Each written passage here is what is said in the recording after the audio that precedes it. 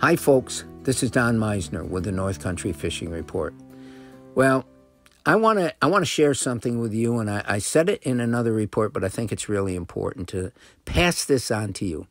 I went to an area, I was looking for northern pike, and I'm always wading this time of the year. That's how I catch most of my fish, is I wade. And I've talked to you about the different elements of wading, the safety issues, and so forth. But what I wanted to express to you is I had a day where I came back and I said, you know, this was one of the greatest fishing experiences I've ever had as far as catching great big giant fish and numbers of them.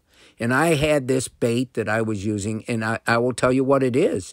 It's made by this company called Googan Squad or Googan, and they call it a clickbait. But what it is, it's basically a chatterbait. It's a bait that has a special blade that causes it to wiggle through the water with its skirt on it, and then you attach something to the back. So I had this clickbait on that was orange and green and white, and I think it had a blue jig head, but the skirt was orange and green and white. And I attached a brownish and orangish paddle tail at the back of it. And, oh my gosh, the fish were killing it. And I tried other colors and other things like a spinnerbait and some of the other things that I use, and not a strike. But I caught 19 really great trophy fish in this 2 or 3 hours that I waded down this stretch of the St. Lawrence River.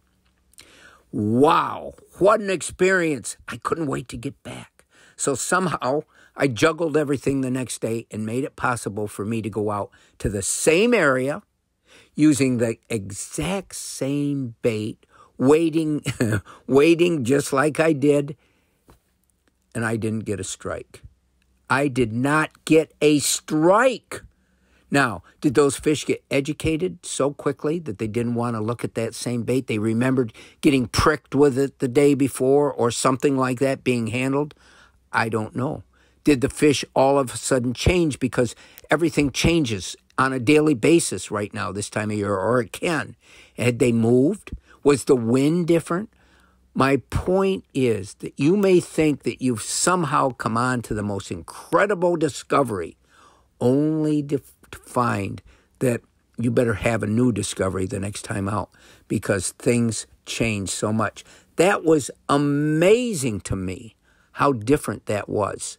And I wanted to share that with you because I'm sure a lot of you will have the same experience. Let's just look at these, and you'll think this is a diversion from what we're saying, but think of these tournament anglers that come here.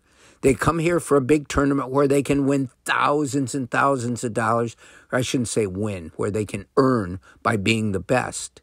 But what they do is they come early, and they're allowed to go out a few days and practice. In other words, go out and try to find the fish. Practice to see what catches the fish. And over, if you listen to the stories that they tell, they'll say, well, we went out there in practice session, and I found a group, and boy, I had it all. They go out there the day of the tournament, and no fish. The fish have moved. The fish have changed. And that's the big element of fishing. And never was it driven home to me so much as to have my great day last week of catching all these incredible fish and going back the very next day with the very same bait and not getting a thing. Ah, the challenge, the wonder of fishing. Until next time, folks, this is Don Meisner with the North Country Fishing Report.